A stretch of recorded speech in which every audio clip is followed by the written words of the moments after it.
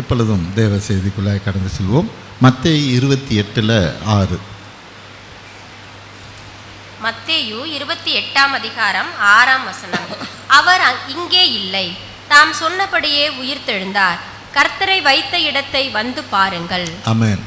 அவர் இங்கே இல்லை. ஜெபிப்போம். ஸ்தோத்திரம் ஆண்டவரே, உமது கிருபைக்காய் நாங்கள் நன்றி செலுத்துகிறோம் அப்பா. இதோ இந்த வார்த்தையை தியானிக்கும்படியான கிருபை எங்களுக்கு தருவீராக. எங்கள் ஆண்டவரும் மீட்பர் இரட்சகருமாய் இயேசு கிறிஸ்துவின் வழியாக எடுக்கிறோம் நல்ல பிதாவே, ஆமேன். அவர் ஆண்டவராய் இயேசு கிறிஸ்துவை அடக்கம் பண்ணின 3வது நாள் மகதலேனா மரியாளும் மற்ற மரியாளும் தானே அந்த இடத்தை போய் பார்க்கிறார்கள். அந்த 28 1வது வசனத்தை வாசிப்போம். மத்தேயு 28:1. ஓய்வு நாள் முடிந்து வாரத்தின் முதலாம் நாள் விடிந்து வருகையில் மகதலேனா மரியாளும் மற்ற மரியாளும் கல்லறையை பார்க்க வந்தார்கள். ஆமென். 2 பேரும் காலையிலே அதற்கு முன்பாக இருக்கிற நாள் ஓய்வு நாளாக இருந்தபடினால அந்த நாளில் எந்த வேலையும் செய்யக்கூடாது. அப்போ அவங்க அந்த நாள் வரையிலும் காத்திருக்கிறாங்க. அது முடிந்த பிறகு மகதலேனா மரியாளும் அந்த இடத்த கல்லறையை போய் பார்க்க போகிறாங்க. அந்த இடத்துல நடக்கிற சம்பவம் தான் இது. 5வது வசனத்தை வாசிப்போம். மத்தேயு 28:5. தூதன் அந்த ஸ்திரீகளை நோக்கி, நீங்கள் பயப்படாதிருங்கள், சிலுவையில் அறையப்பட்ட இயேசுவை தேடுகிறீர்கள் என்று அறிவேன். ஆமென். அப்போ தான் அந்த இடத்துல பார்த்தா ஒரு தூதன் நிற்கிறார்.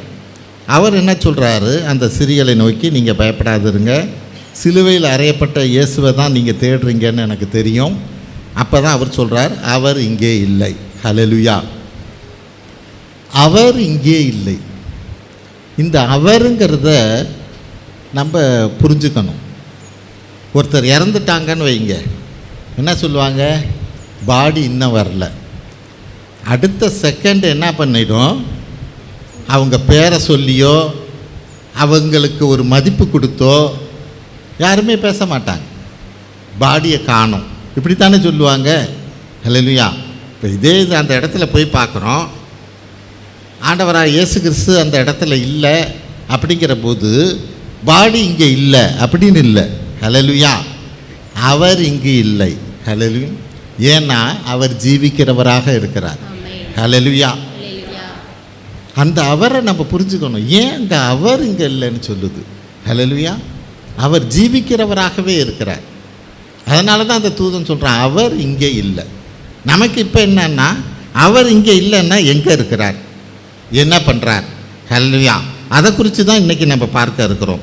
எபிரேயர் 3:1-3 பாருங்கள். எபிரேயர் 1:3.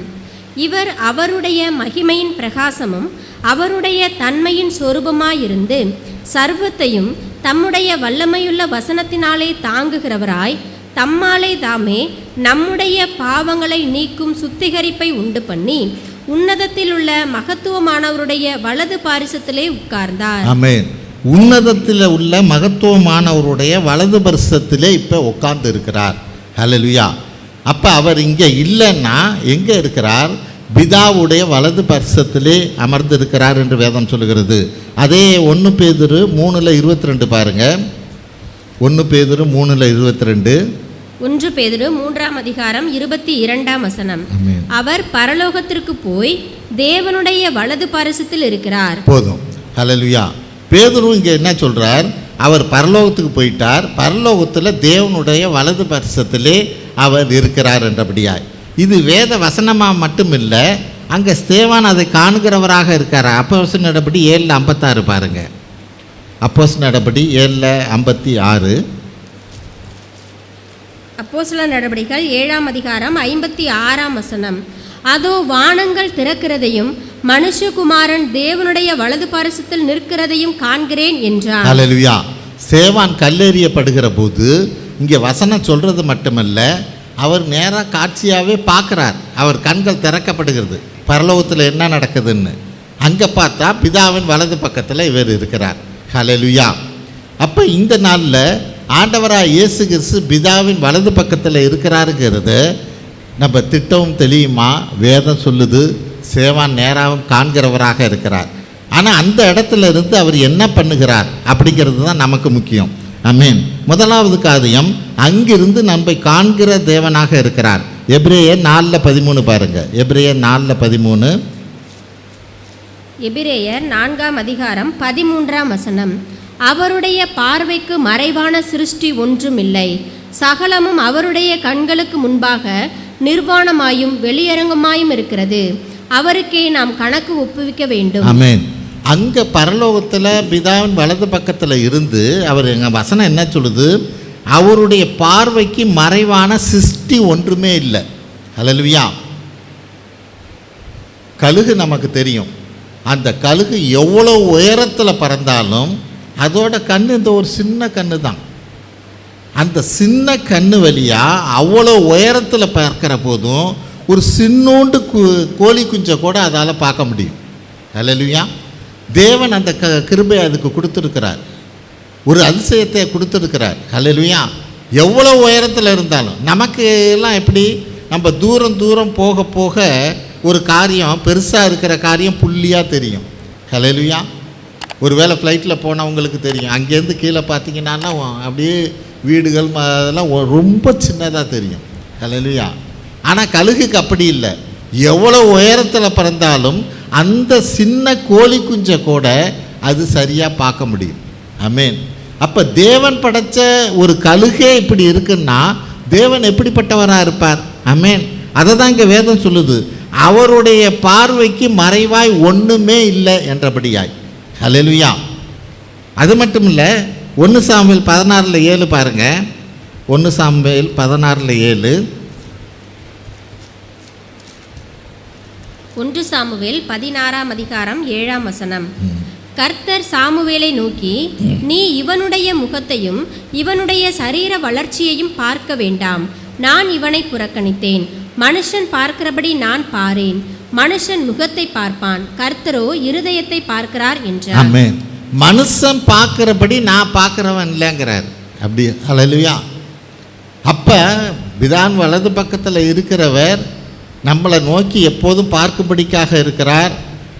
அவர் பார்வைக்கு மறைவானது ஒன்றும் இல்லை. அது மட்டும் இல்லை, அவர் இங்கே வேதம் என்ன சொல்லுது, அங்கே சாமுவேல் என்ன சாமுவேல்கிட்ட கர்த்தர் சொல்கிறார். சாமுவேல் ஒரு தீர்க்கதரிசி. ஹல்லேலூயா. தீர்க்கதரிசிக்கு சில மறைவான காரியத்தையும் தேவன் காண்பிக்க வல்லவர். அந்த தீர்க்கதரிசியே அந்த பிள்ளைங்களை தேர்ந்தெடுக்கிற போது, தாவீதை அபிஷேகம் பண்ணும்படியாக தேவன் அனுப்புகிற போது 8 பிள்ளைங்க. ஆமென். அண்ணன் தம்பி எல்லாம் சேர்த்து 8 பேர், வரிசையாக 7 பேர் வர்றாங்க.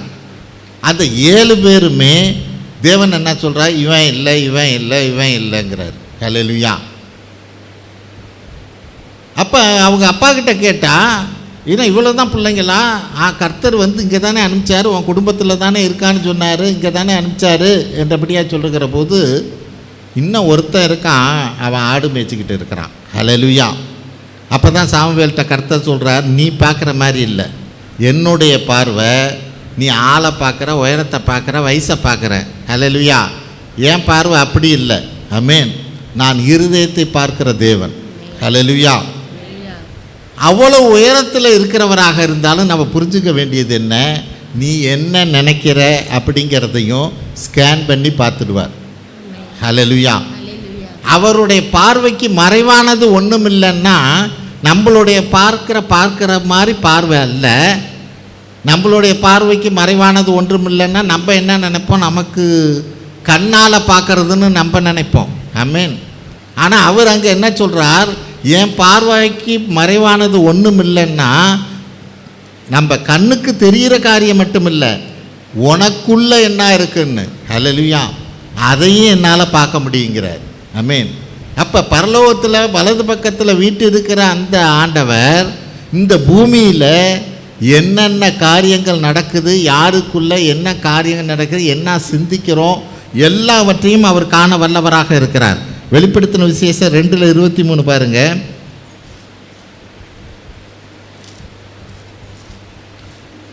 வெளிப்படுத்தின விசேஷம் 2ஆம் அதிகாரம் 21ஆம் வசனம். 23ஆம் வசனம். அவளுடைய பிள்ளைகளையும் கொல்லவே கொல்லுவேன், அப்பொழுது நானே உள்ளந்திரியங்களையும் இருதயங்களையும் ஆராய்கிறவர் என்று எல்லா சபைகளும் அறிந்து கொள்ளும். அன்றியும் உங்களில் ஒவ்வொருவனுக்கும் உங்கள் கிரியைகளின்படியே பலனளிப்பேன். ஆமென். யார் சபைக்கு சொல்றார்? அன்றியும் உங்களில் ஒவ்வொருவனுக்கும் உங்கள் கிரியையின்படியே நான் பலனளிப்பேன். கர்த்தர் பார்க்கலன்னு நினச்சிக்கிட்டு இருக்காதீங்க. ஹல்லேலூயா. அவர் பரலோகத்தில் பிதாவின் வலது பக்கத்தில் வீற்றிருக்கிறார். அங்கிருந்து எல்லாரையும் காண்கிற தேவனாக இருக்கிறார். ஹல்லேலூயா. காண்கிறவர் மட்டுமில்லை, அவர் என்ன சொல்கிறார்? அன்றியும் உங்களில் ஒவ்வொருவனுக்கும் உங்கள் கிரியையின்படியே பலனளிப்பேன். ஹல்லேலூயா. நம்ம என்ன செய்கிறோமோ என்ன நினைக்கிறோமோ அதன்படி தான் அவர் நான் பலனளிப்பேன் என்றபடியாக சொல்கிறார். யோபு 34:21 படிப்போம். யோபு 34:21.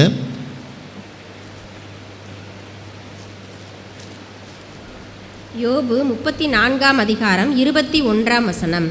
அவருடைய கண்கள் மனுஷருடைய வழிகளை நோக்கி இருக்கிறது, அவர்களுடைய நடைகளையெல்லாம் அவர் பார்க்கிறார். ஆமென். அவருடைய கண்கள் மனுஷனுடைய வழிகளை நோக்கி இருக்கிறது. அப்படின்னா என்ன? பிதானு வலது பக்கத்தில் இருக்கிறவர் மனுஷனுடைய வழியை ஒவ்வொன்றையும் அதை நோக்கி பார்த்துக்கிட்டே இருக்கேங்கிறார். அவர்களுடைய நடைகளை எல்லாம் அவர் பார்க்கிறார். நீ என்ன செய்கிறங்கிறத பார்க்குறார். நம்ம இன்னைக்கு ஆண்டவராக இயேசு கிறிஸ்து நமக்காக இந்த பூமிக்கு வந்து நம்மளுடைய பாவங்களுக்காக மரித்து இத்தனை வருஷமும் தேவனுடைய மனிதர்களை கொண்டு தாசர்களை கொண்டு செய்கிற காரியங்களை எல்லாம் மேகம் போன்ற திரளான சாட்சிகள் நமக்கு இருக்கிற போதும், அதுக்கு முன்னாடி யோபு இருந்த நாட்களில் ஆண்டவராக இயேசு கிறிஸ்து இல்லை. பல ஆயிரம் வருஷத்துக்கு முன்னாடி பிறந்த யோபு. அவனுடைய விசுவாசம் பாருங்க. அவருடைய கண்கள் மனுஷருடைய வழிகளை நோக்கி இருக்கிறது, அவர்களுடைய நடைகளையெல்லாம் அவர் பார்க்கிறார். ஹல்லேலூயா. அப்போ அந்த யோபுக்கு இருந்த விசுவாசமும் நம்பிக்கையும் இன்னைக்கு நமக்கு இருக்கணும். ஆமென். என் நடைகள் ஒவ்வொன்றையும் அவர் காண்கிறவராக இருக்கிறார். அது அவருக்கு பிரியமான நடையா? ஆமென். நடைகளை பார்க்கிறாருங்கன்னா என்ன அர்த்தம்? அவருக்கு பிரியமான நடையாக இருக்கிறதா? ஆமென். இதுதான் மிக மிக முக்கியமானது. தேவன் பார்க்கிறாருங்கிறதோடு நம்ம இருந்துடக்கூடாது. தேவன் பார்க்கிறாரு தான். பார்க்கிறார்னா என்னத்தை பார்க்குறார், எதை பார்க்குறார்? அவர் பார்க்குறாருன்னா நம்மளுடைய நடத்தைகள் எப்படி இருக்கணும்? ஹல்லேலூயா. பல நேரங்களில் சின்ன பிள்ளைங்கள்லாம் கூட ஒரு சின்ன தப்பு பண்ணுற மாதிரி இருக்கும்னா அம்மாவோ அப்பாவோ பார்க்குறாங்கன்னு வச்சுக்கோங்க, டக்குன்னு ஒன்று அதை மாற்றிக்கும். ஹல்லேலூயா. பார்க்குறாங்கன்னு தெரிகிற போது ஆமென், அது உடனே அந்த காரியத்தை செய்யாது. அப்போ இன்றைக்கி இந்த சின்ன பிள்ளைங்களுக்கு இருக்கிற பயம் நமக்கு இருக்கா? தேவன் என்னை பார்த்துக்கிட்டே இருக்கிறார். ஹல்லேலூயா. அவர் பார்க்காத நேரம் இல்லை. நம்ம பிள்ளைங்களை கூட பார்க்காத நேரம் இருக்கலாம், ஆனால் கர்த்தர் நம்மளை பார்க்காத நேரமே கிடையாது. அப்போ தேவன் நம்மளை பார்த்துக்கிட்டே இருக்கிறார்னா, என் நடைகளை பார்த்துக்கிட்டே இருக்கிறார்னா தேவனுக்கு பிரியமான நடைகளா? ஆமென். என்னுடைய ஒவ்வொரு காரியமும், என் சிந்தனைகள், என் சொல் செயல், ஆமென், எல்லாவற்றுக்கும் மேலாக நமக்கு இன்றைக்கி ஆவியானவர் கொடுக்கப்பட்டு இருக்கிறார். ஹல்லேலூயா. தேவன் அங்கேருந்து பார்க்குறார், ஆண்டவராக இயேசு கிறிஸ்து பார்க்குறாருனாலும் நமக்குள்ள ஆவியானவர் கொடுக்கப்பட்டு இருக்கிறார். இப்போ என்ன ஆகும் அப்படின்னா, நான் ஒன்று சிறிய காரியத்தை, ஒரு தவறான காரியத்தை நான் செய்கிற போது தேவன் பார்க்கிறாருங்கிற அந்த பயத்தை மீறி நான் வழி நலகுகிற போதும் எனக்குள்ளே இருக்கிற ஆவியானவரும் பேசுகிறவராக இருக்கிறார், ஒரு உந்துதலை கொடுக்கிறவராக இருக்கிறார். நீ இப்படி செய்யாத, ஹல்லேலூயா, இப்படி போகாத, இந்த காரியத்தை செய்ய என்றபடியாய் இவ்வளோ காரியங்கள் நமக்கு இந்த நாளில் கொடுக்கப்பட்டு இருக்குது. என்றென்றும் நம்மோடு கூட இருக்கிற ஆவியானவர். ஹல்லேலூயா. அப்போ என்னுடைய நடைகள் தேவனுக்கு பிரியமானதாக இருக்கிறதா? ஆமென். அவர் என்னை காண்கிறவராக இருக்கிறார். ஹல்லேலூயா. அப்போஸ் நடபடி 17:31 பாருங்கள். அப்போஸ் நடபடி 17:31. அப்போஸ்தலர் நடபடிகள் 17:31. மேலும் ஒரு நாளை குறித்திருக்கிறார், அதிலே அவர் தாம் நியமித்த மனுஷனை கொண்டு பூலோகத்தை நீதியாய் நியாயம் தீர்ப்பார். அந்த மனுஷனை மரித்தோரிலிருந்து எழுப்பினதினாலே அதன் நிச்சயத்தை எல்லோருக்கும் விளங்க பண்ணினார் என்றான். ஆமென். அந்த மனுஷனை மரித்தோரிலிருந்து எழுப்பினதினாலே அதன் நிச்சயத்தை எல்லோருக்கும் விளங்க பண்ணினார். ஹல்லேலூயா. இப்போ ஆண்டவராக இயேசு கிறிஸ்து உயிர்த்தெழுந்ததுனால நானும் உயிர்த்தெழுவேங்கிற ஒரு நிச்சயம் இருக்குது, அதில் ஒன்றும் சந்தேகம் இல்லை. ஆமாம். ஆனால் பவுல் இங்கே வேறொரு நிச்சயத்தை சொல்கிறார். அந்த மனுஷனை மரித்தொழுந்து எழுப்பினதுனாலே என்ன நிச்சயத்தை நீங்கள் புரிஞ்சுக்கணும்? நீங்கள் அவர் தாம் நியமித்த மனுஷனை கொண்டு பூலோகத்தை நியாயம் தீர்ப்பாருங்கிறத நீங்கள் புரிஞ்சுக்கங்கிறார். ஹல்லேலூயா. எதுக்கா? தேவன் நேராக இந்த காரியத்தை நியாயம் தீர்க்கிற காரியத்தை அவர் கையில் எடுத்தால் தேவன் மனுஷன் என்ன சொல்லுவான்? நீங்கள் இந்த பூமியில் வாழ்ந்து பார்த்துருந்தா உங்களுக்கு தெரியும் எவ்வளோ கஷ்டம்னு அப்படின்னு தேவனை பார்த்து கேள்வி கேட்பான். அதுக்காக தான் இங்கே வேதம் என்ன சொல்லுது? அவர் தாம் நியமித்த மனுஷனை கொண்டு, ஆண்டவராக இயேசு கிறிஸ்துவை கொண்டு அவர் இந்த பூமியில் வந்தார், வாழ்ந்து காண்பித்தார். ஹல்லேலூயா. அவரை கொண்டு தான் நம்மளை நியாயம் தீர்க்க இருக்கிறார். ஹல்லேலூயா. நம்ம இந்த நாளில் ஆண்டவராக இயேசு கிறிஸ்து உயிர்த்தெழுத்தலை குறித்து நம்ம பேசுகிறோம், நம்ம அறிந்து கொள்கிறோம் பல காரியங்களில். ஆனால் முக்கியமாக அறிந்து கொள்ள வேண்டியது என்ன? அந்த உயிர்த்தெழுந்த ஆண்டவராக இயேசு கிறிஸ்துவை கொண்டு நம்மை நியாயம் தீர்ப்பார். ஹல்லேலூயா. இதை ஒவ்வொரு நாளும் நான் அறிந்தவனாக புரிந்தவனாக யோபு சொல்லுகிறபடி அவர் நம்முடைய நடைகளை எல்லாம் அவர் பார்க்கிறார். ஆமென். இதை நம்ம அறிந்திருக்கணும். சங்கீதம் 33:13 படிப்போம். அது ஒரு ஆதாரத்துக்கான ஒரு வசனமாக. கர்த்தர் வானத்திலிருந்து நோக்கி பார்த்து எல்லா மனுபுத்திரரையும் காண்கிறார். ஆமென். கர்த்தர் வானத்திலிருந்து நோக்கி பார்த்து எல்லா மனுபுத்திரரையும் காண்கிறார். ஹல்லேலூயா. இப்போ ஆண்டவராக இயேசு கிறிஸ்து உயிர்த்தெழுந்த இயேசு கிறிஸ்து பிதாவின் வலது பக்கத்தில் இருக்கிறார். நம்மளை எல்லாம் தானே அவர் நோக்கி பார்க்கிறவராக இருக்கிறார். நம் நடைகளை எல்லாம் அவர் அறிகிறவராக இருக்கிறார். அதன்படி நமக்கு நியாய தீர்ப்பு நாளிலே நமக்கு நியாயம் தீர்ப்பார். ஆமென். ரெண்டாவது காரியம், நமக்காக பரிந்து பேசுகிறவர். இதில் 2 காரியம் இருக்குது. வேண்டுதல்ங்கிறது வேற, இன்னொன்று காரியம் ஆங்கிலத்தில் என்ன சொல்லுது? அட்வொகேட் என்றபடியாய். நம்ம அதை பார்ப்போம். எபிரேயர் 7:25 படிங்க. எபிரேயர் 7:25. எபிரேயர் 7:25 மேலும் தமது மூலமாய் தேவனிடத்தில் சேர்கிறவர்களுக்காக வேண்டுதல் செய்யும்படிக்கு அவர் எப்பொழுதும் உயிரோடு இருக்கிறவராகையால் அவர்களை முற்றுமுடிய ரட்சிக்க வல்லவருமாய் இருக்கிறார். ஆமென். தமது மூலமாய் தேவனிடத்தில் சேர்வதற்காக வேண்டுதல் செய்கிறவர். ஹல்லேலூயா. நமக்காக பிதாவின் வலது பக்கத்தில் இருந்து அவர் சும்மா இல்லை, நமக்காக வேண்டுதல் செய்கிறவராக இருக்கிறார். ஹல்லேலூயா. பரிந்து பேசுகிறவராக இருக்கிறார். இந்த கடந்த நாட்களில் சென்னைக்கு சகோதரிக்காக ஒரு டாக்டரை பார்க்க போனோம். அவர் ஒரு பெரிய டாக்டரு. அப்படிங்கிற போது அவர்கிட்ட அப்பாயின்மெண்ட் கிடைக்கிறதே கஷ்டம்னாங்க. அப்புறம் தான் தெரிஞ்சுது, அங்கே எங்கள் அண்ணன் இருக்கிற நாகமங்கலம் ஊரில் இருக்கிற ஒரு பொண்ணு அவர் பக்கத்தில் நர்ஸாக இருக்குதுன்னு. அந்த நர்ஸு எப்படிப்பட்டதுன்னா, பல வருஷமாக அவர்கிட்ட வேலை செய்கிறது மட்டும் இல்லை, அது நல்லா வேலை செய்யுதுன்னு அந்த டாக்டர் இந்த பொண்ணுக்கு ஒரு வீடே சென்னையில் வாங்கி கொடுத்துருக்கிறார். ஐ மீன் அவ்வளோ நல்ல பேர் அந்த பொண்ணு அங்கே வேலை செய்யுது. இப்போ அந்த பொண்ணுக்கிட்ட நாங்கள் அப்பாயின்மெண்ட்டு கேட்டபோது நைட்டு 10:30 மணிக்கு ஃபோன் பண்ணுது, அடுத்த நாள் காலையில் 11:30க்கெல்லாம் வாங்க பார்த்துடலாம் அப்படின்னு. உடனே அவசரமாக ஆரோனையும் கூட்டிக்கிட்டு அங்கே போனோம். போகிற போதும் பார்த்திங்கன்னா அங்கே ஏகப்பட்ட பேர் வெயிட்டிங்கில் இருக்கிறாங்க, உட்காந்துருக்குறாங்க. ஆனால் நாங்கள் போன உடனே அந்த பொண்ணு வந்தது, வாங்க அப்படின்னு கூட்டிகிட்டு போய் நேராக டாக்டர்கிட்டே கொண்டு போய் நிறுத்துச்சு. ஐ மீன் நாங்களாக போயிருந்தா இத்தனை டோக்கனும் முடிஞ்ச பிறகு தான் நாங்கள் அவரை பார்க்க முடியும். அது எவ்வளோ நேரமாகுன்னு தெரியாது. ஹல்லேலூயா. அப்போ அந்த பெரிய டாக்டர் பக்கத்திலே இந்த பொண்ணு இருக்கிறபடினால அது எங்களுக்காக இந்த காரியத்தை அது செய்கிறதாக இருக்குது. அங்கே வேதம் அதுதான் சொல்லுது, அவர் பிதாவின் வலது பக்கத்தில் இருந்து நமக்கு தேவனிடத்திலே பரிந்து பேசுகிறவராக இருக்கிறார். ஹல்லேலூயா.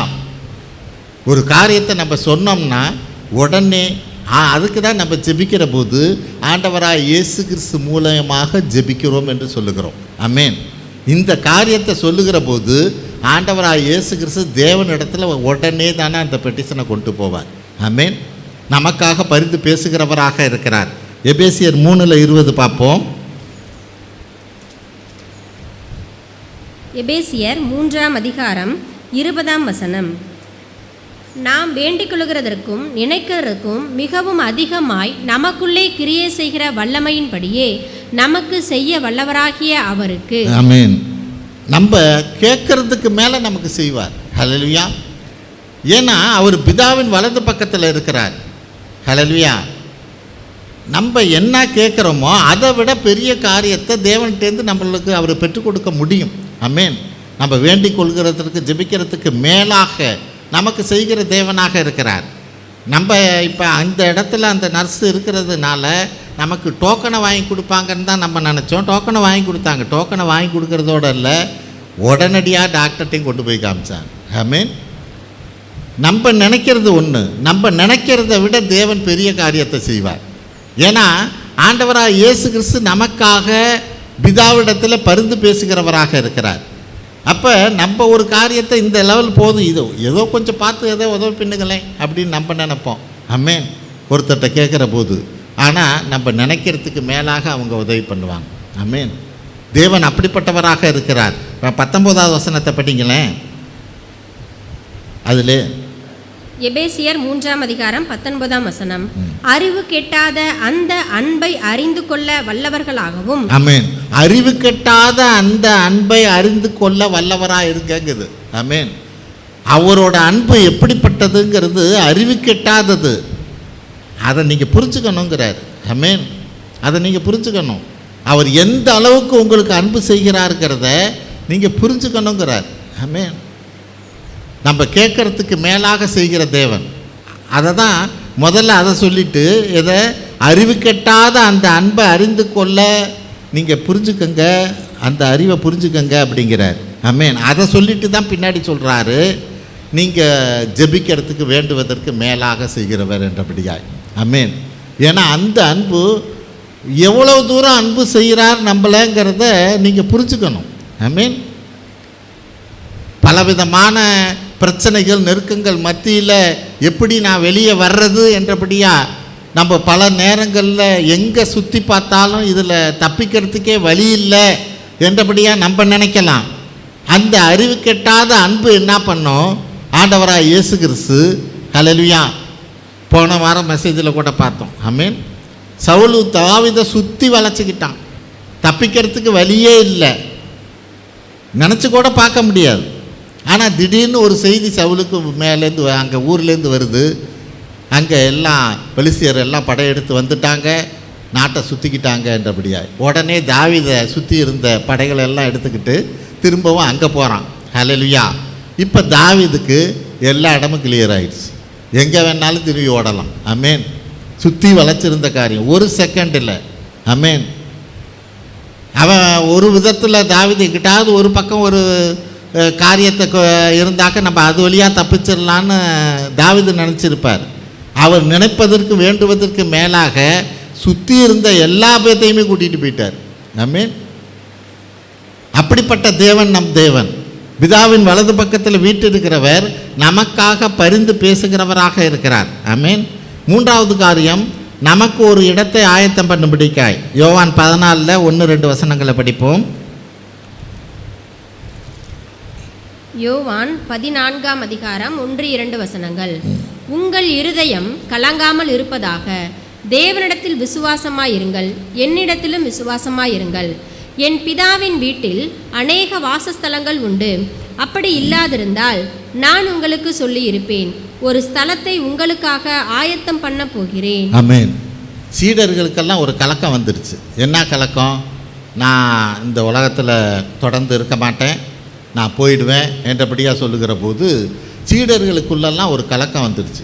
ஐயோ, இவ்வளோ நாள் இருந்தார், இவர் கூடவே இருந்தோம், எல்லா காரியமும் அற்புதங்கள் அதிசயங்கள்லாம் நடத்தினார். ஆமென். இன்றைக்கி திடீர்னு இவர் போகிறேன்னார்னா நம்மளோட எதிர்காலம் என்னாவது, நம்மளுடைய பொழப்பு என்னாவது? ஆமென். என்றபடியான ஒரு பயம் வந்துடுச்சு. அந்த பயம் வந்த நேரத்தில் தான் அவர் சொல்கிறாரு, உங்கள் இருதயம் கலங்காது இருப்பதாக. தேவனிடத்தில் விசுவாசமாக இருங்க, என்கிட்டையும் விசுவாசமாக இருங்க. என் பிதாவின் வீட்டில் அநேக வாசஸ்தலங்கள் உண்டு. அப்படி இல்லாதிருந்தால் நான் உங்களுக்கு சொல்லியிருப்பேன். ஒரு ஸ்தலத்தை உங்களுக்காக ஆயத்தம் பண்ண போகிறேன். ஹல்லேலூயா. நீங்களும் என் பின்னாடி வரப்போகிறீங்க. பரலோகத்தில் உங்களுக்கான ஒரு இடத்த ஆயத்தம் பண்ணபடி தான் நான் முன்னாடி போகிறேன். ஆமென். அப்போ நம்ம காரியம் என்ன? இங்கே தேவதூதன் அங்கே அவங்கள்ட்ட சொன்ன காரியம் என்ன? அவர் இங்கே இல்லை. அவர் இங்கே இல்லைன்னா என்ன பண்ண போகிறார்? எங்கே போகிறார்? நமக்காக ஒரு இடத்தை ஆயத்தம் பண்ண போகிறார். ஹல்லேலூயா. அப்போ சீடர்களுக்கு அப்போ தான் அது விசுவாசம் வருது. ஆமென். சரி, ஒரு இடத்த ஆயத்தம் பண்ண போகிறீங்க, ஒரு வீட்டையோ ஒரு காரியத்தையோ ஒரு எங்களுக்கு ஆயத்தம் பண்ண போகிறீங்க, எங்கே போகிறீங்க, எப்படி ஆயத்தம் பண்ண போகிறீங்க, நாங்கள் அங்கே எப்படி வர்றது? ஆமென். யோவான் 14:5-6 பாருங்க. யோவான் 14ஆம் அதிகாரம் 5-6 வசனங்கள். தோமா அவரை நோக்கி, ஆண்டவரே, நீர் போகிற இடத்தை அறியோமே, வழியை நாங்கள் எப்படி அறிவோம் என்றான். அதற்கு இயேசு, நானே வழியும் சத்தியமும் ஜீவனுமாய் இருக்கிறேன், என்னே அல்லாமல் ஒருவனும் பிதாவினிடத்தில் வரான். ஆமென். எங்களுக்கு ஒரு இடத்த ஆயத்தம் பண்ண போகிறேன்னு சொல்கிறீங்க, எங்கே போய் எந்த இடத்துல என்ன ஆயத்தம் பண்ண போகிறீங்க, நாங்கள் எப்படி அங்கே வர்றது? ஹல்லேலூயா. உடனே தோமாவுக்கு ஒரு கவலை ஆயிடுச்சு, எப்படி நாங்கள் அங்கே வர்றது என்றபடியாய். அப்போ தான் அவர் சொல்கிறாரு, அவர் ஆண்டவரே, நீர் போகிற இடத்தை அறியோமே, எங்களுக்கு என்ன எங்கே போகிறீங்கன்னு எனக்கு தெரியாது, நாங்கள் எப்படி அந்த இடத்துக்கு வருவோம்? அதற்கு தான் இயேசு சொல்கிறார், நானே வழியும் சத்தியமும் ஜீவனுமாய் இருக்கிறேன். ஹல்லேலூயா. நீ என்னை பார்க்குறீல்ல, நான் எப்படி நடந்துக்கிறேன்னு தெரியுதில்ல, நான் தான் வழி, நான் தான் சத்தியம். ஆமென். நான் தான் சத்தியம்னா என்ன? என் வழியை புரிஞ்சுக்கிட்டு அதன்படி வருகிறது தான் சத்தியம். ஆமென். அப்போ நான் தான் வழி, நான் தான் சத்தியமாக இருக்கிறேன். ஹல்லேலூயா. நானும் ஜீவனமாய் இருக்கிறேன். ஏன் ஜீவனமாய் இருக்கிறேன்? நான் தான் வழி. என்னோட வழி எப்படிப்பட்டது?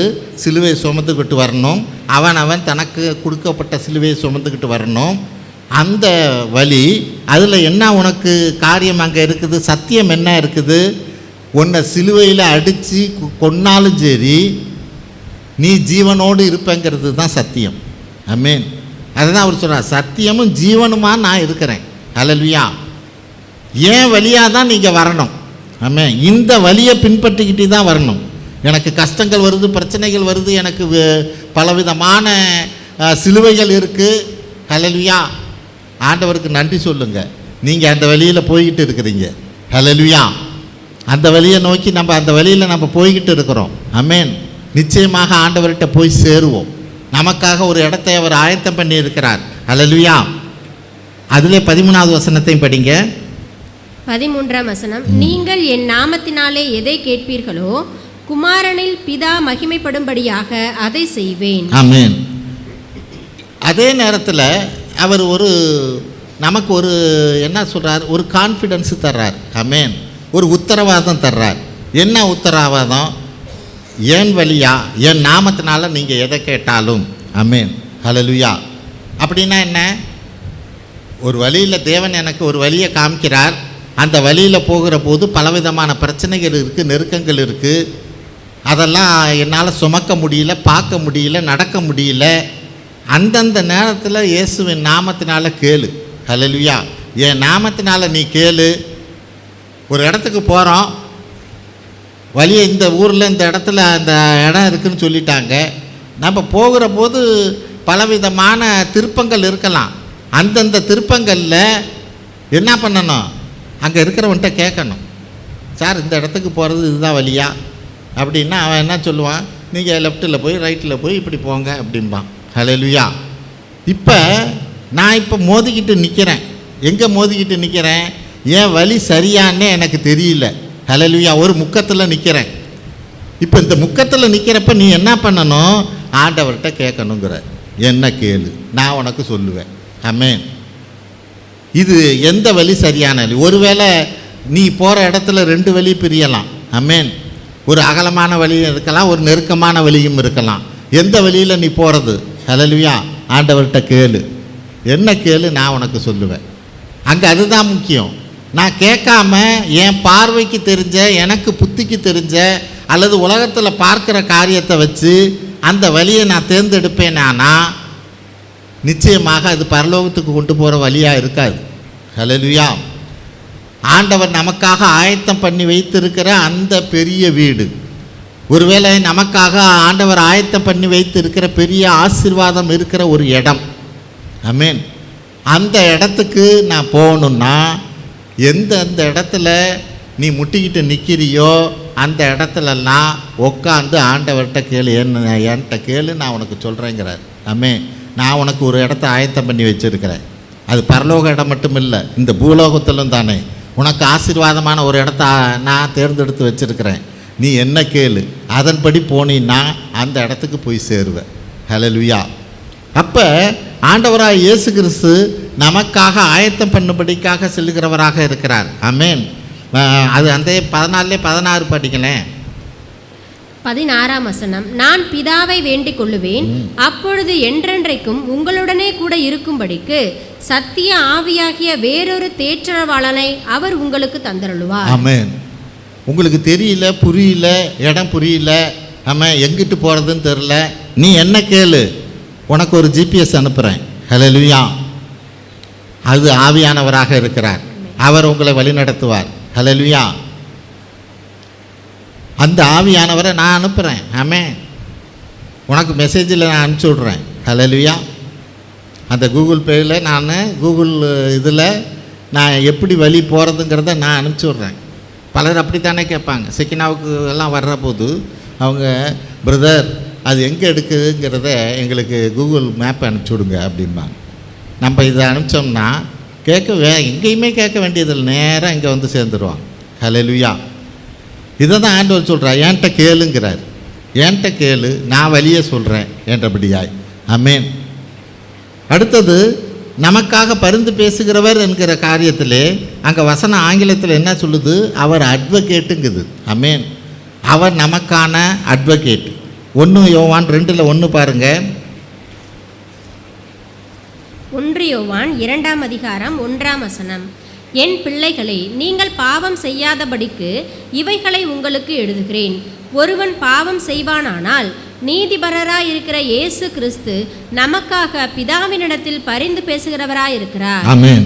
இது ஆங்கிலத்தில் என்ன சொல்லுது? அந்த கடைசி வரி, we have an advocate with the Father. ஆமென். நமக்குன்னு ஒரு அட்வொகேட் இருக்கிறார். ஹல்லேலூயா. அவர் நமக்காக வாதாடுவார். ஹல்லேலூயா. நமக்காக வாதாடுவார். என்ன வாதாடுவார்? எப்படி வாதாடுவார்? ஹல்லேலூயா. நம்ம தப்பு செஞ்சிட்டோம். தப்பு செஞ்சாலும் தானே அந்த விபச்சாரி போய் நிற்கிற போது அவர் எப்படி நியாயம் தீர்த்தாரோ அப்படியே நமக்காக வாதாடி நியாயம் தீர்ப்பார். ஹல்லேலூயா. நம்ம தப்பு தான் செஞ்சுருக்கிறோம், நான் பாவி தான். ஹல்லேலூயா. எனக்கு தண்டனை வரப்போகுது தான். ஆனால் அந்த தண்டனையை எனக்கு ஒன்று அந்த பெரிய தண்டனையிலேருந்து என்னை குறைவாக்கணும், அல்லது எனக்கு விடுதலை வாங்கி கொடுக்கணும். அதுக்கு யார்? ஒரு அட்வொகேட்டு தேவை. ஹல்லேலூயா. அங்கே அந்த விபச்சார பெண்ணுக்கிட்ட அட்வொகேட்டாக ஆண்டவராக இயேசு கிறிஸ்து இருக்கிறார். இல்லைன்னா அங்கே ஊரில் இருக்கிறவன் எல்லாம் என்ன பிளான் பண்ணுறான்? எங்களுடைய மோசே சட்டத்தின்படி நாங்கள் கல் எறிஞ்சு தான் அவளை கொல்லணும். ஹல்லேலூயா. இதுதான் எங்களுடைய சட்டம். நீங்கள் என்ன சொல்கிறீங்க? ஹல்லேலூயா. அங்கே அவர் ஒரு நீதிபரராக வேலை செய்கிறார். ஹல்லேலூயா. ஒரு அட்வொகேட்டாக இருக்கிறார். நமக்காக பிதாவின் வலது பக்கத்தில் வீற்றிருக்கிறவர் அவர் இங்கே இல்லை என்று அப்படியாய் அங்கே பார்க்கிற போது அவர் சரீர பிரகாரமாக இங்கே இல்லைன்னாலும் பிதாவின் வலது பக்கத்தில் நமக்காக ஒரு நீதிபரராக ஒரு அட்வொகேட்டாக இருந்து நமக்காக வாதாடுகிறவராக இருக்கிறார். ஆமென். ரோமர் 8:34 பார்ப்போம். ரோமர் 8:34. ரோமர் 8ஆம் அதிகாரம் 34ஆம் வசனம், ஆக்கினைக்குள்ளாக தீர்க்கிறவன் யார்? கிறிஸ்துவே மரித்தவர், அவரே எழுந்தும் இருக்கிறவர், அவரே தேவனுடைய வலது பாரிசத்திலும் இருக்கிறவர், நமக்காக வேண்டுதல் செய்கிறவரும் அவரே. ஆமென். எல்லா காரியம் அதில் வசனம் பாருங்க. ஆக்கினைக்குள்ளாக தீர்க்கிறவன் யார்? கிறிஸ்துவே மரித்தவர், அவரே எழுந்தும் இருக்கிறவர், அவரே தேவனுடைய வலது பாரிசத்தில் இருக்கிறவர், நமக்காக வேண்டிக் கொள்கிறவர். அப்படின்னா என்ன சொல்லுது? ஆக்கினைக்குள்ளாக, நான் செஞ்ச பாவத்துக்கு என்னை ஆக்கினைக்குள்ளாக தீர்ப்பு சொல்கிறவன் யார்? ஒருத்தனும் சொல்ல முடியாது. ஏன் அப்படின்னா கிறிஸ்து எனக்காக முன்னாடியே என் பாவத்துக்காக மரித்து இருக்கிறார். அதுதான் வசனம் சொல்லுது. ஆக்கினைக்குள்ளாக தீர்க்கிறவன் யார்? கிறிஸ்துவே மரித்தவர். ஹல்லேலூயா. என் பாவத்துக்காக முன்னாடியே என் அக்கௌண்ட்டில் நான் வாங்கின கடனுக்கு எனக்கு முன்னாடியே அவர் செலுத்திட்டார். ஹல்லேலூயா. அப்போ அவரே எழுந்தும் இருக்கிறார். அப்போ அவரே எழுந்தும் இருக்கிறார்னா என்ன அர்த்தம்? எனக்காக பணத்தை செலுத்திட்டார், என் கடனுக்காக இன்னொருத்த பணத்தை செலுத்திட்டார்னா இன்னொருத்தன் என்னை பிடிச்சி சட்டையை பிடிச்சி கோக்குறான். ஆமென். இப்போ இவர் மரித்துட்டாருங்கிறதோட முடிஞ்சு போகல, அவர் எழுந்தும் இருக்கிறதுனால அவர் இப்போ என்ன பேசுகிறார்? நான் உனக்கு முன்னாடியே தான் பணம் கொடுத்துருக்குறேன்ல, அவனை விட்டுடுங்கிறார். ஹல்லேலூயா. அதை தான் வசனம் சொல்லுது. அப்படின்னா என்னை ஆக்கினைக்குள்ளாக எப்படி தீர்க்க முடியும்? எனக்கு தண்டனை எப்படி கொடுக்க முடியும்? ஹல்லேலூயா. அதை தான் வசனம் சொல்லு. ஆக்கினைக்குள்ளாக தீர்க்கிறவன் யார்? கிறிஸ்துவே மரித்தவர், அவரே எழுந்தும் இருக்கிறார். அதுக்காக தான் அங்கே சொல்லுது, அவரே தேவனுடைய வலது பரிசத்தில் இருக்கிறவர், நமக்காக அட்வொகேட்டாக அங்கே இருக்கிறார். ஹல்லேலூயா. நமக்காக வேண்டுதல் செய்கிறவராக இருக்கிறார். ஆமென். நமக்காக பரிந்து பேசுகிறவர் மட்டுமல்ல, நமக்காக வாதாடுகிறவராக இருக்கிறார். ஆமென். 1 தீமோத்தேயு 2:5 படிப்போம். 1 தீமோத்தேயு 2:5.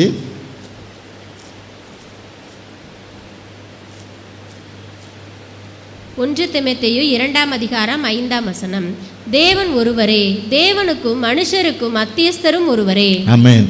தேவன் ஒருவரே, தேவனுக்கும் மனுஷனுக்கும் மத்தியஸ்தரும் ஒருவரே. ஆமென். ஜட்ஜுக்கிட்ட போய் நின்னீங்கன்னா சில நேரங்களில் கவர்மெண்ட்டோட ரூல்ஸ் என்னன்னா, உனக்குன்னு ஒரு வக்கீல் தான் வச்சு பேசணும். நீ டைரெக்டாக பேசுகிறதுக்கு எல்லாத்துக்குமே அலோவ் பண்ண மாட்டாங்க. ஹல்லேலூயா. நானே வாதாடிக்கிறேன்ல, அங்கே போய் கச்சாமிச்சான்னு நீங்கள் பேசுவீங்க. உங்களுக்கு என்ன பேசணும், எப்படி பேசணும், எப்படி பாயிண்ட்டை சொல்லணும்னு தெரியாது. இதுக்காக ஒரு ஜட்ஜோட நேரத்தை வீணாக்க முடியாது. அப்போ ரூல்ஸ் என்ன? நீ தப்பு பண்ணுனாலும் என்ன பண்ணணும்? வாதாடணுன்னா உனக்கு ஒரு வக்கீல் வச்சுக்கணும். ஆமென். வக்கீல் வச்சு தான் ஜட்ஜுக்கிட்ட போய் நீ வாதாட முடியும். அப்போ இங்கே அதை தான் வேதம் சொல்லுது, தேவனுக்கு உனக்கு நடுவில் ஆண்டவராக இயேசு கிறிஸ்து இருக்காருன்னு சொல்லுது. ஆமென். தேவன் ஒருவரே, தேவனுக்கும் மனுஷனுக்கும் மத்தியஸ்தரும் ஒருவரே, அவர் தான் ஆண்டவராக இயேசு கிறிஸ்து. ஹல்லேலூயா. அப்போ தேவன் பக்கத்தில் இருந்து நமக்காக பரிந்து பேசுகிறவராக அவர் இருக்கிறார். ஆமென். என்னாகமோ 16 46 48 வரையும் படிங்களேன். என்னாகமோ 16 46 48 அங்கே ஒரு நிகழ்ச்சியை நம்ம பார்க்கிறோம்.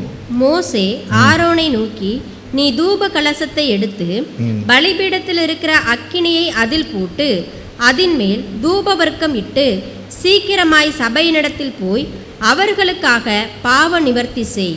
கர்த்தருடைய சந்நிதியிலிருந்து கடும் கோபம் புறப்பட்டது, வாதை தொடங்கிற்று என்றான். மோசே சொன்னபடி ஆரோன் அதை எடுத்துக்கொண்டு சபையின் நடுவில் ஓடினான். ஜனங்களுக்குள்ளே வாதை தொடங்கி இருந்தது. அவன் தூபவர்க்கம் போட்டு ஜனங்களுக்காக பாவ நிவர்த்தி செய்து செத்தவர்களுக்கும் உயிரோடு இருக்கிறவர்களுக்கும் நடுவே நின்றான். அப்பொழுது வாதை நிறுத்தப்பட்டது. ஆமென். தேவனுடைய கோபம் மக்கள் மேலே வருது. அப்போ ஒரு வாதையை, ஒரு வியாதியை அனுப்புகிறார். அதனால் பல பேர் செத்துக்கிட்டே இருக்கிறானுங்க. இப்போ இதை நிறுத்தணும். இதை நிறுத்துறதுக்கு என்ன பண்ணுறது?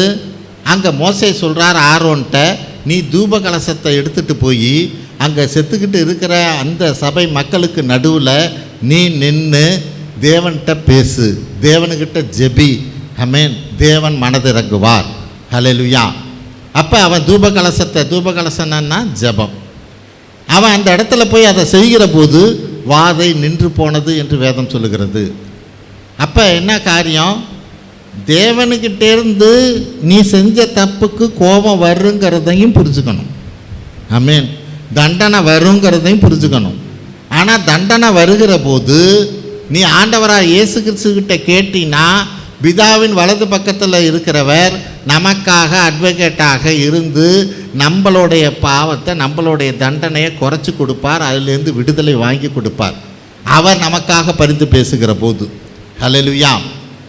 அப்போ இன்னைக்கு ஆண்டவராக இயேசு கிறிஸ்து, உயிர்த்தெழுந்த இயேசு கிறிஸ்து பிதாவின் வலது பக்கத்தில் இருந்து நமக்கு ஒரு அட்வொகேட்டாக வேலை செய்கிறவராக இருக்கிறார்.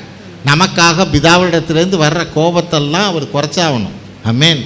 தண்டனையெல்லாம் குறைச்சாகணும். தேவனுடைய திட்டம் என்ன, தேவனுடைய காரியம் என்ன, அவருக்கு யார் தப்பு பண்ணாலும் தண்டனை கொடுத்து தான் ஆவார். ஹல்லேலூயா. தேவனுடைய நீதிபர அந்த தேவனுடைய காரியத்தில் தேவன் பக்கம் இதுதான் சட்டம். ஆமென். எதுதான் சட்டம்? யார் தப்பு பண்ணாலும் அவர் தண்டனை கொடுப்பார். ஹல்லேலூயா. ஆனால் அதை குறைக்கணும்னா இங்கே ஆண்டவராக இயேசு கிறிஸ்து அட்வொகேட்டாக இருந்து எந்தெந்த விதத்தில் குறைக்கிறார்? அவங்களுக்காக தான் நான் ரத்தம் சிந்தினேன், இவங்களுக்காக தான் நான் சிலுவையில் பாடுபட்டேன் அப்படின்னு சொல்லியும் இன்னும் பல காரியங்களை தேவனுக்கிட்ட சொல்லி நமக்காக பரிந்து பேசுகிறவராக இருக்கிறார். நம்மளை வாதையிலிருந்து, பிரச்சனையிலிருந்து, வேதனையிலிருந்து அவர் நம்மளை காக்க வல்லவராக இருக்கிறார். ஆமென். 5வது காரியம், சத்துருக்களை தமது பாதப்படியாக போடும் வரை காத்து கொண்டு இருக்கிறார். எபிரேயர் 10:12-13 படிப்போம். எபிரேயர் 10:12-13. எபிரேயர் 10ஆம் அதிகாரம் 12-13 வசனங்கள். இவரோ பாவங்களுக்காக ஒரே பலியை செலுத்தி என்றென்றைக்கும் தேவனுடைய வலது பாரசத்தில் உட்கார்ந்து இனி தம்முடைய சத்துருக்களை தமது பாதப்படியாக்கி போடும் வரைக்கும் காத்து கொண்டிருக்கிறார். ஆமென். ஒரு காரியத்தை செஞ்சிட்டார் ஆண்டவராக இயேசு கிறிஸ்து. இந்த பூமிக்கு சாத்தானை அதோட பத்திரத்தை எல்லாம் சிலுவையில் அரைஞ்சு எல்லாத்தையும் முடிச்சிட்டார். ஹல்லேலூயா. பத்திரம்லாம் மாறிடுச்சு, ஆனாலும் அவன் விடமாட்டேங்கிறான் அந்த இடத்த. இவ்வளோ நாளாக நான் ஆளுகை பண்ண இடம், ஹல்லேலூயா, இவ்வளோ நாளாக நான் ஆளுகை பண்ண இடம் பத்திரம் என் பேருக்கு மாறிடுச்சு, ஆனாலும் அவன் இடத்த விட்டு நவர மாட்டேங்கிறான். ஹல்லேலூயா. இதுதான் இங்கே பிரச்சனை. ஐ மீன் அதுக்கு ஒரு டைமிங் வேண்டி இருக்குது. ஹல்லேலூயா. அதுக்கு ஒரு நேரம் வேண்டி இருக்குது அவனை வெளியே தள்ளுறதுக்கு. ஒரு பெரிய சரம் வெடி இருக்குன்னு வைங்க, இங்கேருந்து அவ்வளோ தூரம் சரம் வெடி இருந்தால் இங்கே பற்ற வச்சா அது வெடித்து முடியறதுக்கு ஒரு 20 நிமிஷமாவது ஆகும். ஐ மீன் இங்கேருந்து வெடிச்சுக்கிட்டே போகும். ஹல்லேலூயா. அப்போ ஆண்டவராக இயேசு கிறிஸ்து அந்த காரியத்தை செஞ்சு முடிச்சிட்டார். ஹல்லேலூயா. பற்ற வச்சிட்டார். ஆனால் இன்னும் காரியம் முடிஞ்ச மாதிரி தெரியல, அது நம்ம வாழ்க்கையில் வெடிச்சுக்கிட்டே தான் இருக்குது. ஹல்லேலூயா. அதை தான் அங்கே வேதம் சொல்லுகிறது, அந்த காரியம் முடியும் வரை இனி தம்முடைய சத்துருக்களை தமது பாதப்படியாக்கி போடும் வரைக்கும் காத்து கொண்டு இருக்கிறார். ஹல்லேலூயா. ஆமென். அதே தான் சங்கீதம் 110:1 சொல்லு பாருங்க. 110:1 சங்கீதம் 110:1. கர்த்தர் என் ஆண்டவரை நோக்கி, நான் உம்முடைய சத்துருக்களை உமக்கு பாதப்படியாக்கி போடும் வரைக்கும் நீர் என்னுடைய வலது பாரசத்தில் உட்காரும் என்றார். ஆமென். ஒரு காரியத்தை செஞ்சிட்டார், ஆனால் இன்னும் முழுசாக முடியல. முழுசாக ஏன் முடியல? ஏன் முடியலன்னா நம்மளால தான் முடியல. ஹல்லேலூயா. முடிக்க வேண்டிய காரியத்தை தேவன் நம்மள்கிட்ட கொடுத்துருக்கிறார். ஹல்லேலூயா. முடிக்க வேண்டிய காரியத்தை நான் கோர்ட்டில் வாதாடி எவ்வளோ ஃபீஸ் தரணுமோ என் சரீரத்தை கொடுத்து ஃபீஸாக கொடுத்து என்ன நான் பத்திரத்தெல்லாம் வாங்கி உன் கையில் கொடுத்துட்டேன். நீ ஆளுகை செய்ய வேண்டிய அவனை துரத்தி விட்டு நீ ஆளுகை செய்ய வேண்டியது உன்னோட பொறுப்பு. ஹல்லேலூயா. அங்கே ரோமர் 16:20 பாருங்க. ரோமர் 16:20.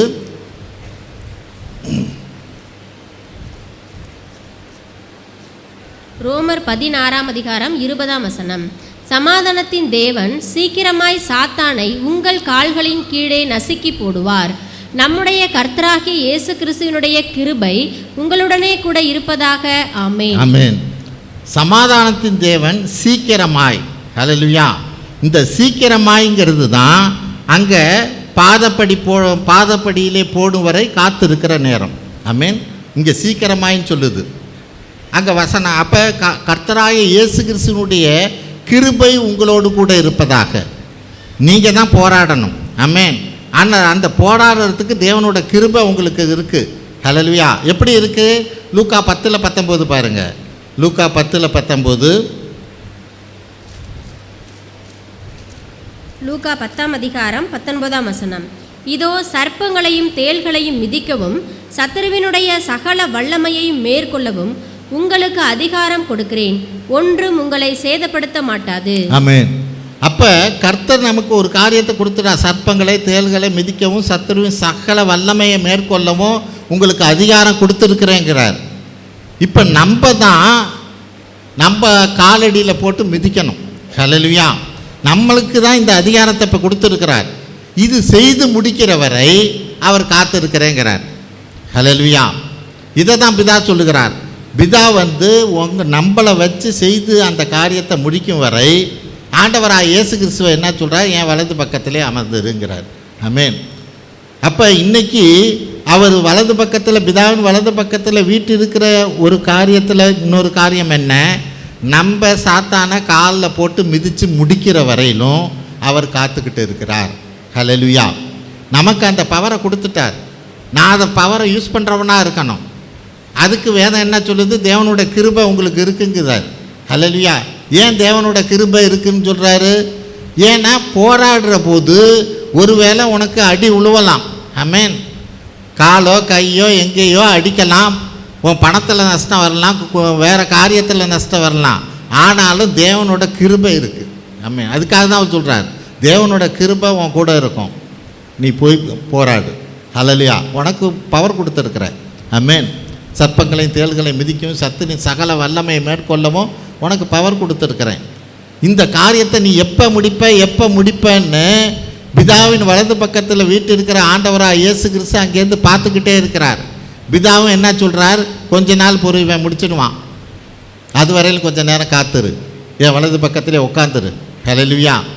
என்றபடியாக அவர் சொல்லுகிறவராக இருக்கிறார். ஆமென். 6வது காரியம், நாம் பரிசுத்த ஆவியானவரை பெற்றுக்கொள்ளும்படியா. யோவான் 16:7 பாருங்கள். யோவான் 16:7.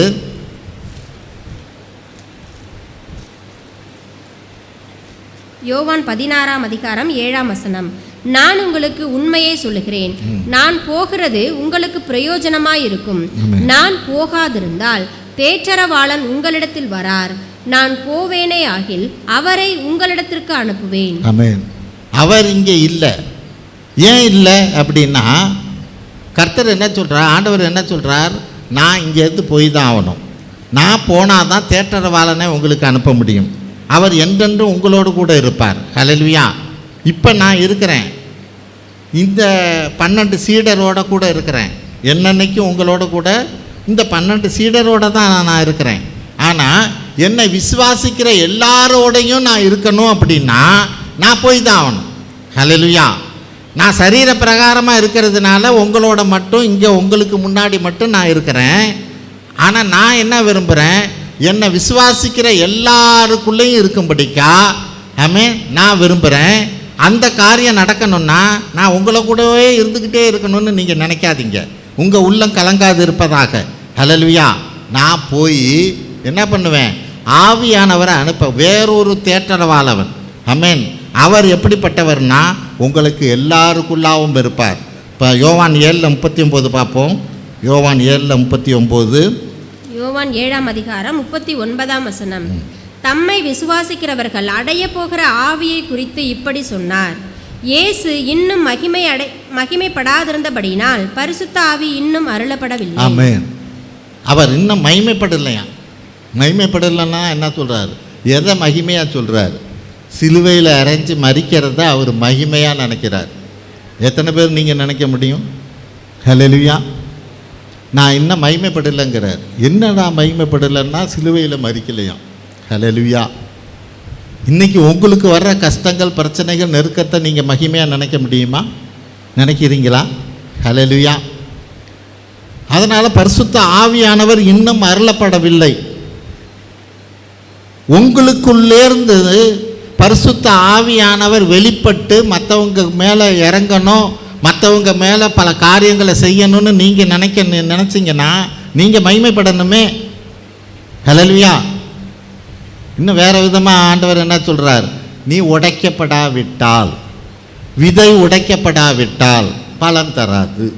ஹல்லேலூயா. அப்போ நான் உடைக்கப்பட நான் ஒப்பு கொடுக்குறேன்னா, ஆமென், நான் பலன் தரும்படிக்காக, ஆவியானவர் எல்லிருந்து வெளிப்படும்படிக்காக. ஹல்லேலூயா. பலருடைய ஊழியக்காரர்களுடைய காரியத்தில் அவங்களுடைய முன்னாடி பட்ட கஷ்டங்கள், பிரச்சனைகள், வேதனைகள் எல்லாம் நமக்கு வெளியில் தெரியாது. ஹல்லேலூயா. அதன் ஆசீர்வாதம் மட்டும்தான் நமக்கு தெரியும். ஆமென். அப்போ இன்னைக்கு நமக்குள்ளே இருந்து தேவ ஆவியானவர் வெளிப்படணும்னா நான் உடைக்கப்படணுமே. ஹல்லேலூயா. தேவனுடைய பார்வையில் தேவனுடைய லாங்குவேஜில் நான் மகிமைப்படணும். ஹல்லேலூயா. மகிமைப்படணுங்கிற காரியத்தில் நம்மளுடைய லாங்குவேஜில் பார்க்கறது இல்லை. தேவனுடைய லாங்குவேஜில் மகிமைப்படணுன்னா அதுக்கான அர்த்தமே வேறு. ஹல்லேலூயா. எங்கே பார்க்கலாம்? இன்னொரு காரியம், பழைய ஏற்பாடில் நீங்கள் பார்த்தீங்கன்னா தெரியும். அங்கே எரிக்கோவை முடிச்சுட்டு அடுத்தது சண்டை ஆயிப்பட்டணம். ஆயிப்பட்டணத்துக்கு போய் எல்லாம் தோற்று போவாங்க. அப்போ அங்கே யோசுவா என்ன சொல்கிறான், யார் தப்பு பண்ணானோ அவனை பிடிச்சி, ஆமென், அங்கே அவன் சொல்கிற வசனம் நீங்கள் படித்து பார்த்தீங்கன்னா, தேவன் மகிமைப்படும்படியாய் நீ இதை ஒத்துக்கம்மா. அப்போனா தேவனுடைய பார்வையில் மகிமைன்னா என்னன்னு நம்ம புரிஞ்சுக்கணும். அந்த மகிமை எப்படி தெரியுங்களா? அவனை நிற்க வச்சு எல்லாரும் கல்லால் அடித்தானுங்க. அதுதான் மகிமை, தேவன் மகிமைப்படும்படியா. ஹல்லேலூயா. அப்போ நம்ம புரிஞ்சுக்கணும், மகிமைன்னா நம்ம ஏதோ தேவனை வச்சுக்கிட்டு நம்ம பெரிய காரியங்களை செய்வோன்னு இல்லை. தேவன் நிச்சயம் செய்வார், அதில் ஒன்றும் சந்தேகம் இல்லை. அதுக்கு ஒரு ட்ரைனிங் இருக்குது. ஆமென். அதுக்கு ஒரு விலைக்கரையம் இருக்குது. தேவன் ஆனால் அந்த கிருபையை அதை உங்களுக்கு கொடுப்பார். அந்த கிருபையில் தேவனோட கிருபை இருந்ததுன்னா நீங்கள் 7 மடங்கு நெருப்புலையும் நீங்கள் நடக்க முடியும். ஹல்லேலூயா. 7 மடங்கு நெருப்பை பார்த்து நம்ம வெளியில் நின்று பயந்துக்கிட்டு இருப்போம். நீ காலை வச்சுனா தான் தேவனோட கிருபை உன் கூட வர்றதை நீ புரிஞ்சுக்க முடியும். ஹல்லேலூயா. நம்ம பயந்து பயந்து வெளியில் நின்னோம்னா அதை புரிஞ்சுக்கவே முடியாது. ஆமென். அடுத்த கடைசியாக ஒரு காரியம் என்ன? சிறைப்பட்டவர்களை சிறையாக்க. சங்கீதம் 68:18 பார்ப்போம். ஏன் அவர் இங்கே இல்லை அப்படிங்கிற காரியத்தில். சங்கீதம் 68:18 தேவரீர் உன்னதத்திற்கு ஏறி சிறைப்பட்டவர்களை சிறையாக்கி கொண்டு போனீர். ஆமென். சில பேர் சாத்தானால் சிறைப்பட்டு இருக்கிறாங்க. அவங்களெல்லாம் நான் விடுதலை ஆக்கணும்னா நான் போய் தான் ஆகணும். ஹல்லேலூயா. நான் உங்களோட கூட இருந்துக்கிட்டு இருக்க முடியாது. ஆமென். ஏன் அந்த இடத்துல காணோம்? வேதம் என்ன சொல்லுது? அந்த 3 நாள் ஏன் அவர் காணோம் அப்படின்னா, அந்த சிறைப்பட்டவர்களை சிறையாக்கி அவர்களை விடுதலை ஆக்கப்படிக்காய். பழைய ஏற்பாடு பரிசுத்தவான்கள் எல்லாம் தானே அந்த சாத்தானால் பிடிக்கப்பட்டு இருக்கிறபடினால அவங்கள விடுதலை ஆக்கணும். ஆமென். அப்போ அவர் கல்லறையிலே இருந்துக்கிட்டு இருந்தால் சரிப்படாது. ஹல்லேலூயா. கல்லறையில் வச்சு மூடி இருந்தாக்க யார் அவங்கள போய் விடுதலை ஆக்குவா? அவர் உயிர்த்தெழுந்த பிறகு அந்த இடத்துல ஏன் இல்லைன்னா சிறைப்பட்டவர்களை விடுதலை ஆக்கும்படிக்காய். ஆமென். அவர் போய் என்ன பண்ணுறார்? இவங்களுக்காகவும் தான் நான் ரத்தம் சிந்தியிருக்கிறேன், இவங்களுக்காகவும் தான் நான் பாடுகளை பட்டு இருக்கிறேன், அந்த கிரயத்தை நான் இவங்களுக்காக நான் செலுத்திட்டேன், இவங்களெல்லாம் ரிலீஸ் பண்ணுங்கிறார். ஹல்லேலூயா. எபேசியர் 4:8-10 படிப்போம். எபேசியர் 4:8 முதல் 10 முடிய வசனங்கள். ஆதலால் அவர் உன்னதத்திற்கு ஏறி சிறைப்பட்டவர்களை சிறையாக்கி மனுஷர்களுக்கு வரங்களை அளித்தார் என்று சொல்லியிருக்கிறார். ஏறினார் என்பதினாலே அவர் அதற்கு முன்னே பூமியின் தாழ்விடங்களில் இறங்கினார் என்று விளங்குகிறதல்லவா? இறங்கினவரே எல்லாவற்றையும் நிரப்பத்தக்கதாக எல்லா வானங்களுக்கும் மேலாக உன்னதத்திற்கு ஏறினவருமாயிருக்கிறார். ஆமென். அந்த வசனம் 9 என்ன சொல்லுது? ஏறினார் என்பதினாலே அவர் அதற்கு முன்னே பூமியிலே தாழ்விடங்களில் இறங்கினார் என்று விளங்குகிறதல்லவா? எவ்வளோ தெளிவாக சொல்லுது பார்த்தீங்களா? ஏறினார்னு சொல்லிட்டா நீ என்ன பண்ணுவ? பூமியிலேருந்து மேலே ஏறிட்டார்னு நினைப்ப, கீழே போனாருங்கன்னு நீ யோசிக்க மாட்ட. ஹல்லேலூயா. அதுக்காக தான் இங்கே வசனம் அதை தொடர்ந்து என்ன சொல்லுது? பூமியின் தாழ்விடங்களில் இறங்கினார். ஹல்லேலூயா. அந்த பூமியின் தாழ்விடங்களில் இறங்கினார்னு அங்கே போடாமல் இருந்ததுன்னு வைங்க, நீங்கள் ஏறினார்னா அவர் பூமியில் இருந்தார், பூமியிலேருந்து மேலே ஏறினார்னு நினச்சிக்குவீங்க. ஹல்லேலூயா. அங்கே வேதம் என்ன சொல்லுது? பூமியின் தாழ்விடங்களிலே போய் சிறைப்பட்டவர்களை சிறையாக்கினார். ஆமென். அவங்களெல்லாம் விடுதலை ஆக்கினார். இன்னும் தெளிவாக சொல்லுது. ஆமென். இன்னும் தேவன் இந்த நாளில் நமக்கு கொடுத்துருக்கிற அந்த காரியம் அதுதான். ஏசாயா 61:1 பாருங்கள். சிறைப்பட்டவர்களுக்கு விடுதலையையும் கட்டுண்டவர்களுக்கு கட்டவிழ்த்தலையும். ஆமென். பாருங்கள், ஏசாயா 61:1 அந்த கடைசி வர வார்த்தையை பாருங்கள். சிறைப்பட்டவர்களுக்கு விடுதலையையும் கட்டுண்டவர்களுக்கு கட்டவிழ்த்தலையும் கூறவும். அப்படியே நிறுத்திடணும். கூறவும். இதுதான் முக்கியம். நீங்கள் சிறைப்பட்டவர்களை விடுதலையாக்கவும் கட்டப்பட்டவர்களை கட்டவிழ்க்கவும்னு நிற்கல. நீங்கள் முன்னாடியே கட்டவிழ்க்கப்பட்ட இருக்கிறீங்க. சிறைப்பட்ட நீங்கள்லாம் விடுதலை ஆகிட்டீங்க. ஆண்டவராக இயேசு கிறிஸ்து உங்களை எல்லாம் விடுதலை ஆக்கிட்டார்னு கூறவும். நீங்கள் அவங்களுக்கு சொல்லுங்க, அவங்களுக்கு புரிஞ்சுக்கும்படியாக சொல்லுங்க. ஹல்லேலூயா. இதை தான் ஆண்டவராக இயேசு கிறிஸ்து தாழ்விடங்களில் போய் சொன்னார். உங்களுக்காகவும் நான் ரத்தம் சிந்திட்டேன், உங்கள் கடனெல்லாம் தீர்த்துட்டேன், எல்லாம் வாங்க என்றபடியாய். இன்றைக்கி அதை தான் நம்ம செக்கினாவில் செய்கிறோம். ஹல்லேலூயா. கட்டப்பட்டவர்களெல்லாம் கட்டவிழ்க்கும்படிக்காய், சிறைப்பட்டவர்களெல்லாம் விடுதலையாக்கும்படிக்காய் கூறவும். ஆமென். நம்ம ஆண்டவரோட வசனத்தை வச்சு, வார்த்தையை வச்சு, நீங்கள் எல்லாம் கட்டப்பட்டு இருக்கீங்க, உங்களுக்கே தெரியல, ஆனால் நீங்கள் விடுதலை ஆகிட்டீங்க. ஆண்டவராக இயேசு கிறிஸ்து உங்களெல்லாம் விடுதலை ஆக்கிட்டார். ஆமென். அதை தொடர்ந்து வசனம் அவர் வரப்போகிற காரியத்தும் அங்கே இருக்கும் நம்ம அறிக்கையில். ஹல்லேலூயா. அப்போ இதெல்லாம் அவங்களுக்கு தெளிவுபடுத்தும்படிக்காக தான் தேவன் நம்மளை இந்த நாளிலே எழுப்பி இருக்கிறார். ஆமென். 3வது வசனம் படிங்க. ஏசாயா 61 அதிகாரம் 3 வசனம். சீயோனிலே துயரப்பட்டவர்களை சீர்படுத்தவும், அவர்களுக்கு சாம்பலுக்கு பதிலாக சிங்காரத்தையும், துயரத்துக்கு பதிலாக ஆனந்த தைலத்தையும், ஒடுங்கின ஆவிக்கு பதிலாக துதியின் உடையையும் கொடுக்கவும் அவர் என்னை அனுப்பினார். அவர்கள் கர்த்தர் தம்முடைய மகிமைக்கென்று நாட்டின நீதியின் விருட்சங்கள் எனப்படுவார்கள். கவனமாக படிக்கணும். அங்கே பாருங்க, அவர் என்னை அனுப்பினார். அவர் என்னை அனுப்பினாருங்கிறது ஒருமையில் இருக்குது. அடுத்தது பாருங்க, அவர்கள் கர்த்தர் தம்முடைய மகிமைக்கென்று நாட்டின நீதியின் விருட்சங்கள் எனப்படுவார்கள். ஹல்லேலூயா. அவர் என்னை அனுப்பினார்னுங்கிறதோட அடுத்தது அவர் நம்முடைய மகிமைக்கென்று நாட்டின விருச்சொன்னு இல்லை. ஏன்னா அந்த அவருங்கிறது ஆண்டவராக இயேசு கிறிஸ்து, அந்த அவர்களுங்கிறது நம்ம. ஹல்லேலூயா. அவருங்கிறது அந்த இயேசு கிறிஸ்து. இன்னைக்கு அந்த அவர் அவர்களாகிய நம்மளை இந்த காரியத்துக்காக அவர் தம்முடைய மகிமைக்கென்று நீதியின் விருட்சங்களாக நம்மளை எல்லாம் எழுப்பி இருக்கிறார். ஹல்லேலூயா. அப்போ பிதாவின் வலது பக்கத்தில் அவர் வீட்டிருக்கிறார்னா, இன்றைக்கி அங்கே கல்லறையில் போய் அவங்க காணோன்னு சொன்னால், அவங்க காணோங்கிறது வேணால் அவங்க பார்வைக்கு இருக்கலாம். அவர் பிதாவின் வலது பக்கத்தில் இருந்து நமக்காக இந்த காரியங்களை எல்லாம் அவர் செய்கிறவராக இருக்கிறார். ஹல்லேலூயா. என்னென்ன காரியங்களை நம்ம பார்க்குறோம்? ஒன்று, நம்ம காண்கிறவராக இருக்கிறாருங்கிறத புரிஞ்சுக்கணும். அவர் அந்த இடத்துல இருந்து ஒரு கழுகை போல நம்மளை உற்று கவனிக்கிறவராக இருக்கிறார். யோபு சொல்கிறபடி அவர் நம்மளுடைய நடையெல்லாம் கவனிக்கிறவராக இருக்கிறார். 2வது, நமக்காக பரிந்து பேசுகிறவராக இருக்கிறார். ஒரு காரியத்துக்காக வேண்டுதல் செய்கிற போது, ஜெபிக்கிற போது பிதாவின் வலது பக்கத்தில் இருந்து நமக்காக வேண்டுதல் செய்கிறவராக இருக்கிறார். 3வது காரியம், நமக்கு ஒரு இடத்தை ஆயத்தம் பண்ணுகிறவராக இருக்கிறார். ஹல்லேலூயா. ஏன்னா பயப்பட வேண்டாம், நான் போகிறது நல்லது தான், உங்களுக்கு ஒரு இடத்தை நான் ஆயத்தம் பண்ணுவேன் என்றபடியாய். 4வது காரியம், நமக்காக பரிந்து பேசுகிறவர் காரியத்தில் என்ன, இன்னொன்று அட்வொகேட்டாக இருக்கிறார். ஹல்லேலூயா. நம்ம சில நேரங்களில் தவறுகள் செய்கிற போதும் தானே நமக்காக வாதாடி நம்மளை விடுதலை ஆக்குகிறவராக இருக்கிறார். 5வது காரியம், சத்துருக்களை தமது பாதப்படியாக போடும் வரை அவர் காத்து கொண்டு இருக்கிறார். ஹல்லேலூயா. இந்த பொறுப்பை தேவன் இந்த நாளில் நமக்கு கொடுத்துருக்கிறார். ஆமென். சர்ப்பங்களையும் தேள்களையும் மிதிக்கவும் சத்துருடைய சகல வல்லமையை மேற்கொள்ளவும் நமக்கு அதிகாரம் கொடுத்துருக்கிறார்.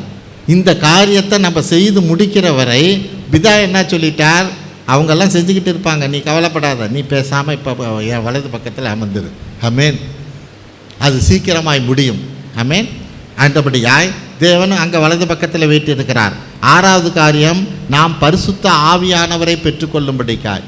நான் போனால் தான் தேற்றரவாளனை அனுப்ப முடியும். நான் இன்றைக்கி பார்க்குற உங்கள் 12 பேர்த்துக்கு முன்னாடி நிற்கிற என்ன, நீங்கள் மட்டும் ஆசீர்வாதத்தை பெற்றுக்கொள்ளுகிறவங்களாக இருக்கக்கூடாது. ஆமென். என்னை விசுவாசிக்கிறவங்க அத்தனை பேரும் அதை பெற்றுக்கொள்ளணும். ஹல்லேலூயா. அதுக்கு நான் போனாதான் தேற்றரவாளனாகி ஆவியானவரை நான் அனுப்ப முடியுங்கிறார். கடைசியாக சிறைப்பட்டவர்களை எல்லாம் சிறையாக்கும்படிக்காய், அவர்களை எல்லாம் விடுதலை ஆக்கும்படிக்காய் நாங்கள் போய் ஆகணும்.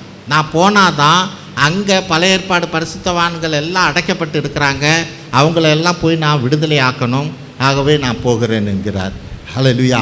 அவ இந்த நாளில் ஆண்டவராக இயேசு கிறிஸ்து இங்கே இல்லைன்னு சொல்லுகிற போது அந்த மகதேலா மரியாளும் தானே ஆமென் நமக்கு நேசமானவரை காணமே என்றபடியாய் அங்கே பயப்படுறவங்களாக இருக்கிறாங்க. ஆனால் எல்லாமே நன்மைக்கானது தான். ஆமென். அதுக்கப்புறம்தான் அவங்க புரிஞ்சுக்கிட்டவனுங்க இருக்காங்க. இன்றைக்கி நாம் புரிந்து கொண்டவர்களாக இந்த வேளையிலும் ஆண்டவராக இயேசு கிறிஸ்து வலது பக்கத்திலே பிதாவின் வலது பக்கத்தில் வீட்டிருந்து நமக்கான காரியத்தை எல்லாம் செய்கிறவராக இருக்கிறார். ஆமென். அந்த விசுவாசத்தோடு இந்த நாளிலும் நமக்கு கொடுக்கப்பட்ட அந்த பொறுப்பு, ஆமென், அந்த பொறுப்பு என்ன? சிறைப்பட்டவர்களெல்லாம் விடுதலையாக்கவும் கட்டப்பட்டவர்களெல்லாம் கட்டவிழ்த்தலை கூறவும். ஹல்லேலூயா. அவர் நம்மளை நீதியின் விருட்சங்களாக பார்க்கிறார். ஹல்லேலூயா. அப்படிப்பட்ட மக்களாக நாம் இருக்கிறோம். தேவனுக்கு முன்பாக தொடர்ந்து ஓடுவோம். தேவன் தாமே பெரிய காரியங்களை செய்வார்.